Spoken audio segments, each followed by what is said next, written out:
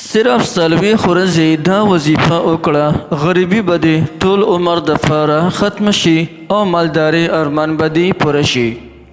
بسم الله الرحمن الرحیم. السلام علیکم ورحمة الله وبرکاته. زما وروڼو او خویندو، د غریبۍ د ختمولو او د مالدارۍ د راتلو دپاره د سلطان باهو صاحب یو ډیره زبردسته وظیفه ده. دا یو ډیر لوی بزرګ تین شوی دی، نو د هغه یو ډیره زبردسته وظیفه ده کوم چې هغوی دغه د علماء کرامو را نقل کړی د هغوی نه، او هغه وظیفه ده یا وهاب وظیفه ده. که انسان څلوېښت ورځې په ځان باندې لږ شان تکلیف برداشت کړي او دا وظیفه وکړي، او په دې طریقې سره چې کومه طریقه درته اوس ښیم، نو انشاءالله چې څلوېښت ورځو کې دننه یا چې څلوېښت ورځې تېرې شي، یکدم به الله جل جلاله تا ته څه داسې اسباب برابر کړي چې هغې د وجې نه به د ستا غریبي ختمه شي، او الله جل جلاله به تاسو ټول مالداره کړي. چې څومره مشکلات د ستاسو وي، هغه ټول مشکلات به ستاسو رب العالمین ختم کړي. بعضې نو مخکې انسان تر دې حده پورې ورسي، غریبي ډېره زیاته انتها ته ورسي، او د هغه په کور باندې د غریبۍ راج وي بلکل. نه پکې د خورا څښاک دپاره څه میلاویږي، نه پکې شاته سکون او خوند میلاویږي، په کور کې ډېر سخت غربت وي. لیکن د دې غربت د ختمېدو دپاره دا وظیفه د یا وهاب وظیفه ډېر لوی فضایل دي، لیکن د غریبۍ ختمولو دپاره هم ډېر لوی فضیلت لري. بعضې نو وخت کې داسې وشي چې انسانان د کور خلکه کار کوي، لیکن هلته کې آمدني لږه راځي او د کور خرچه زیاته وي، د وجې نه هم د رزق تنګسیا وي چې د هغې سره ډېر خلک مبتلا وي. د رزق د فراخه کولو دپاره، د غریبۍ د ختمولو او د مالداره جوړېدو دپاره دا یو پټه خزانه ده، د یا وهاب وظیفه. لیکن د دې وظیفې به تاسو ډېرې کړي، خو دا کومه وظیفه درته ښیم، دا وظیفه د نورو وظایفو نه مختلفه ده، یعنی دا وظیفه د نورو طریقو نه ډېره زیاته مختلفه ده. لکه نور کله به تاسو وظیفه کړې وي، د ماښام لمانځه نه پس به تاسو کړي د یو حاجت دپاره، که د اولاد دپاره هم کړي وي، نو هغه دغه رنګې د ماخوستن لمانځه نه پس به هم کړي وي، که د کاروبار دپاره هم کړي وي، نو د سحر لمانځه نه پس هم کړي وي. یعنې د هر یو حاجت دپاره د یا وهاب وظیفې کولو طریقه جدا جدا ده. لیکن که یو انسان وي چې څلوېښت ورځو کې د زما غربت ختم شي، غریبي مې ختمه شي، مالداره د جوړ شم، د غریبۍ راج زما کوره ختم شي، نو دا وظیفه د څلوېښت ورځې په دې ترتیب سره وکړي. اوس درته ښیم طریقه ډایرک، نو الله جل شانه به مالداره کړي. راځئ د وظیفې کولو طریقه دا ده. کله چې انسان د نیمې شپې راپاسي، د نیمې شپې خصوصا دا وظیفه په د نیمې شپې کوئ، ښه د ورځې یا د شپې نه، بلکې د نیمې شپې به کوئ. د نیمه شپې چې انسان راپاسي، تاسو به اندازه ولګوئ چې نیمه شپه هغه څه ټیم راځي.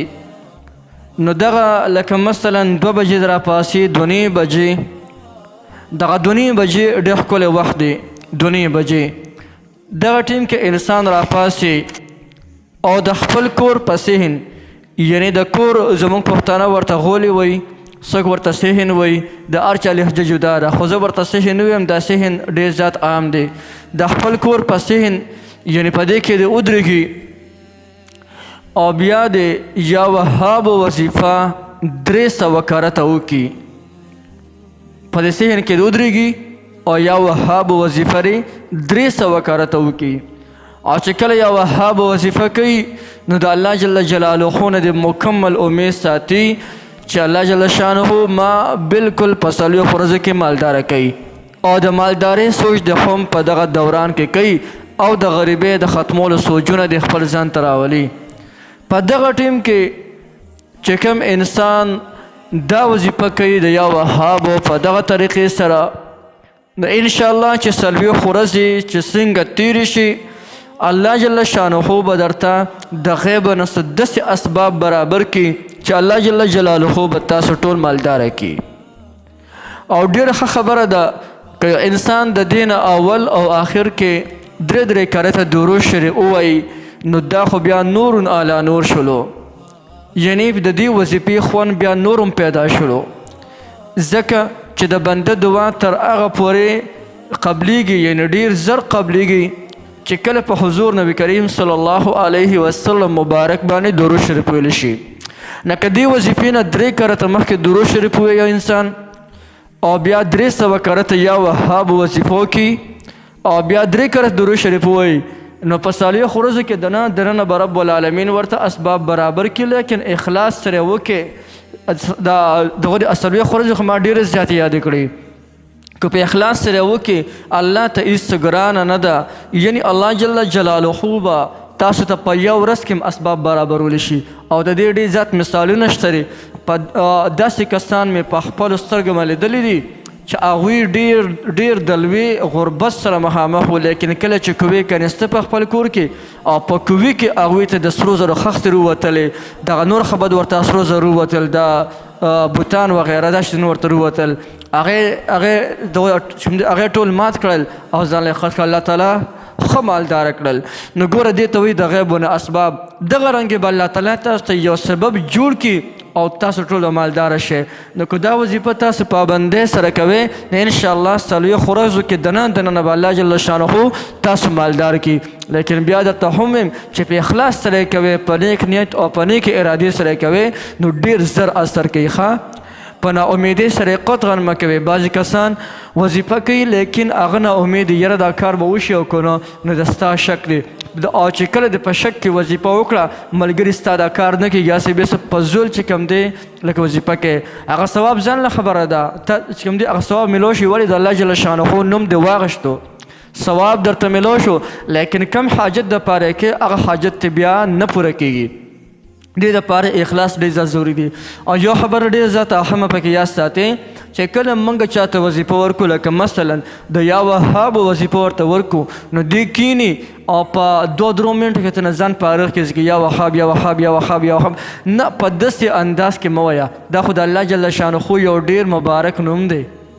نو چې کله هم تاسو وظیفه کوئ نو په دې طریقې سره کوئ، بسم الله الرحمن الرحیم، اللهم یا وهاب یا وهاب یا وهاب یا وهاب یا وهاب.